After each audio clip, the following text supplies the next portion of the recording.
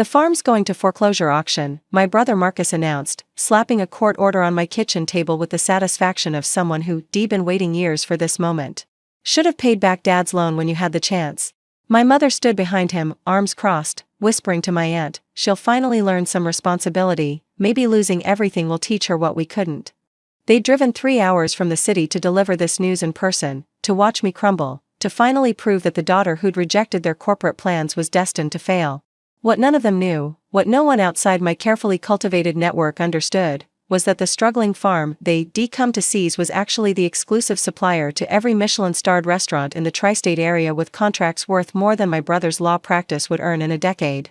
The loan they were claiming I owed was $35,000. My farm's annual revenue was $2.3 million. But my family didn't know that. They'd never asked.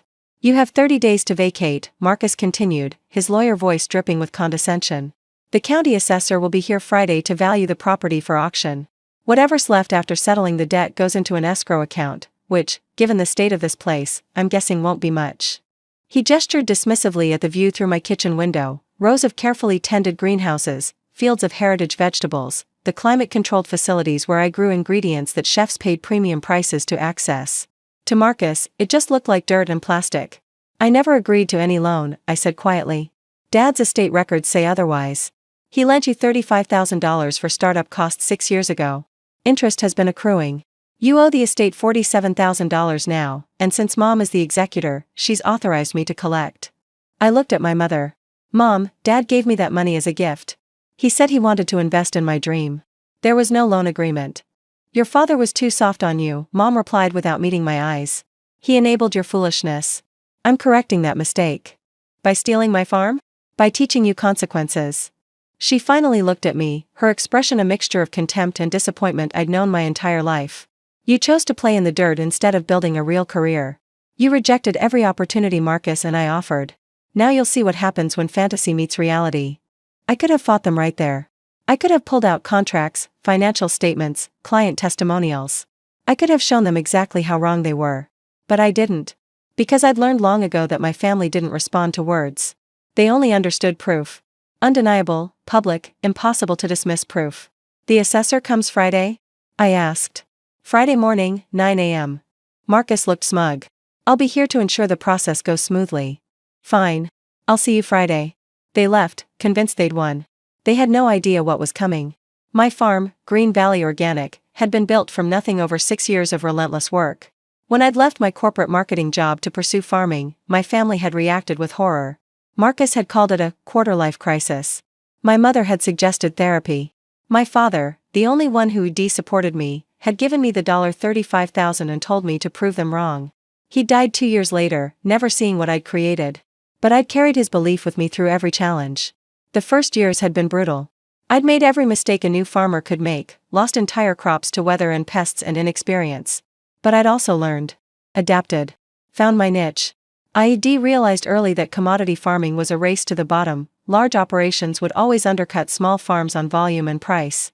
So I'd gone the opposite direction, ultra-premium, specialty produce that couldn't be mass-produced.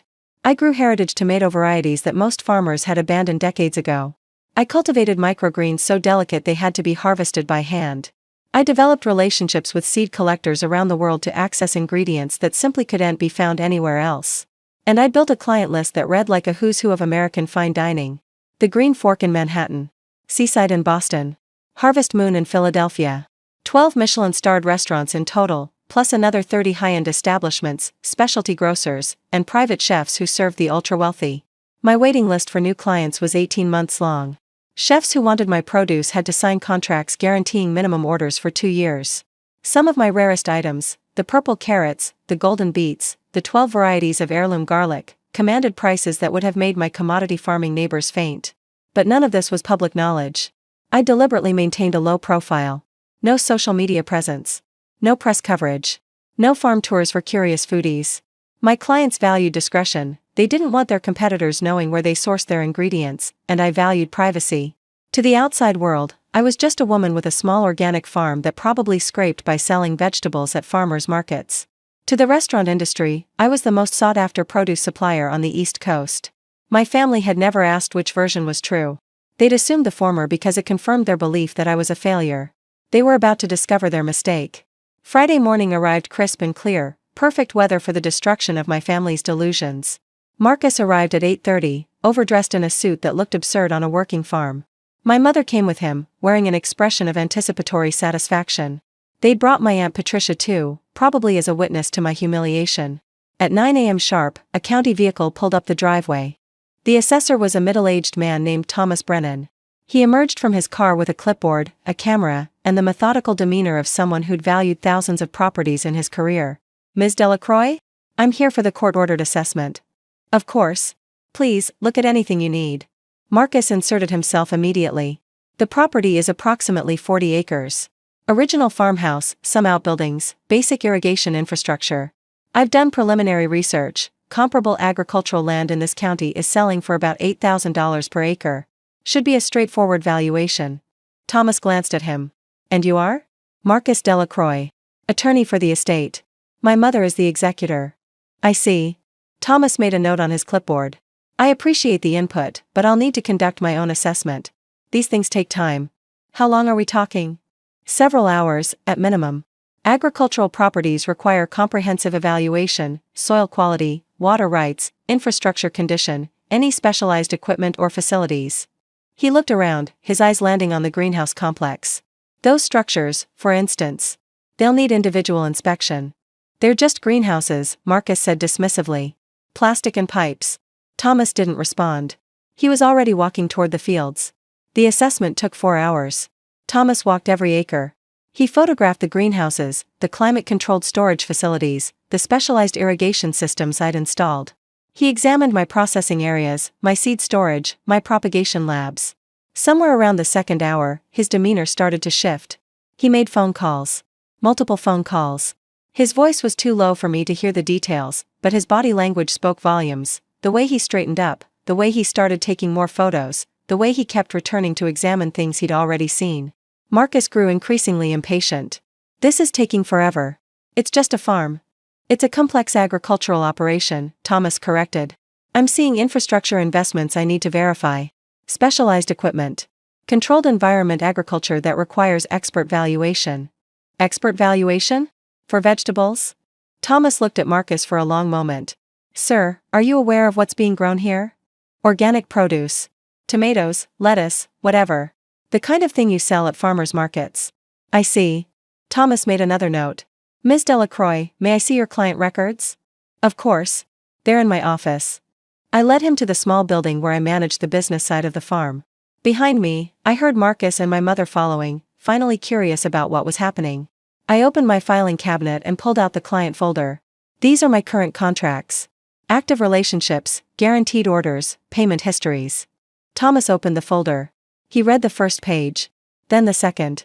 Then he stopped reading and looked at me with an expression of barely concealed amazement. "Ms. Delacroix, is this accurate? You supply the Green Fork?" "Yes. They've been a client for 4 years." "And Seaside? Harvest Moon?" "Yes and yes." "And this list, 12 Michelin-starred restaurants?" 13, as of last month. Lumiere in Baltimore just earned their first star. They've been my client for 2 years. Thomas set down the folder and pulled out his phone. "I need to make a call." He stepped outside.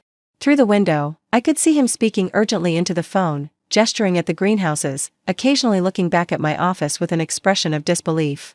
Marcus appeared in the doorway. "What's going on? What's in that folder?" "My business records." "Let me see." "No. I'm the attorney for the estate." "You're the attorney attempting to seize my property based on a fraudulent debt claim.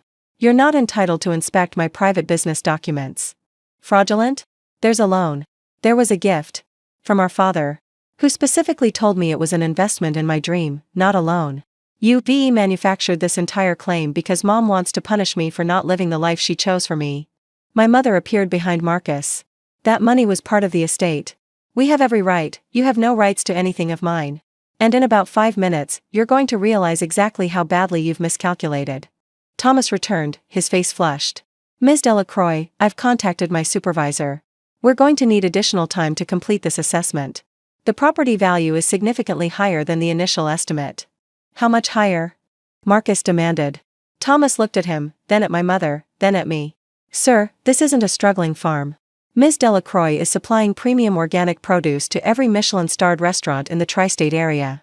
Her contracts alone are worth, he consulted his notes. Her annual revenue exceeds $2 million. Her client relationships, proprietary seed stocks, and specialized infrastructure add substantial value beyond the land itself. The room went silent. I've been doing this job for 23 years, Thomas continued. I've never seen a specialty agricultural operation like this. The greenhouses are commercial-grade controlled environment systems. The seed library contains varieties that would be considered priceless to collectors. The client list reads like a guide to fine dining in America. He turned to Marcus. Who told you this was a failing farm? Because whoever provided that information was either lying or profoundly ignorant. Marcus looked at my mother. My mother looked at the floor. Based on my preliminary assessment, Thomas concluded, this property is worth between $4 and $6 million. The exact figure will require additional expert consultation, but the range is not in question. He gathered his materials. I'll submit my report to the court. The foreclosure action will likely be dismissed. The claimed debt is a fraction of the property value, and frankly, the legitimacy of the claim itself is now in question. He walked out without another word. The silence stretched for nearly a minute. Then Marcus started scrambling. This doesn't change anything. The loan is still valid. We can negotiate a payment plan. There is no loan, Marcus. There was never a loan. I pulled out a file I'd prepared years ago, waiting for this exact moment. This is Dad's journal from 6 years ago. The entry from March 15th specifically says, gave Sophie $35,000 today. Told her it was an investment in her dream, not a loan. Linda will be furious, but I believe in this girl. She's going to prove them all wrong. I handed the journal to Marcus. He read the entry, his face draining of color. Dad kept journals for 30 years. They're part of his estate records. You would have found this if you'd actually done due diligence instead of just trying to hurt me. I took the journal back. This will be submitted to the court. Your fraudulent debt claim will be thrown out. And depending on how the judge feels, you might be looking at sanctions for filing a frivolous action. Now wait a minute. No. You wait. I stepped closer to my brother, all the anger of 6 years finally finding its voice. You came here to take my farm. You came here to humiliate me. You came here to prove that your path was the only valid path and mine was a failure's delusion. I gestured out the window at the greenhouses, the fields, the operation I'd built with my own hands. I supply 13 Michelin-starred restaurants. I have an 18-month waiting list for new clients. Chefs fly in from other states just to see what I'm growing. My farm generates more annual revenue than your law practice. Marcus said nothing. I turned to my mother. You've never believed in me. Not when I graduated top of my class. Not when I built a successful marketing career. Not when I left to follow my own path. You spent my entire life waiting for me to fail so you could say, I told you so. I was trying to protect you. You were trying to control me. And when control didn't work, you tried destruction. I shook my head. Dad believed in me. He gave me his blessing and his support. And you've spent the 4 years since his death trying to undo everything he stood for. My mother's face crumpled, but I wasn't moved. Leave my farm. Don't contact me again.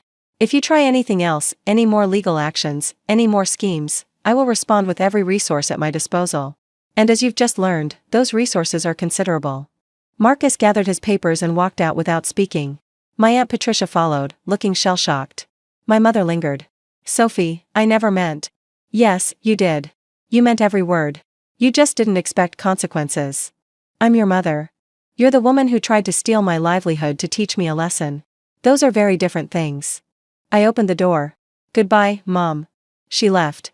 I closed the door and stood alone in my kitchen looking out at the farm I'd built, the greenhouses gleaming in the afternoon sun, the fields ready for their spring planting, the life I'd created from nothing but determination and my father's faith. The court dismissed the foreclosure action 6 weeks later. The judge's ruling specifically noted the lack of documentary evidence supporting the claimed debt and the contradictory evidence provided by my father's journals. Marcus received a formal warning about filing frivolous claims. My mother attempted to reach out twice. Both times, I didn't respond. But I did make one change. For 6 years, I'd kept my success hidden.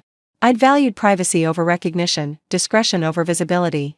I'd let my family believe I was failing because their opinions seemed irrelevant to my actual life.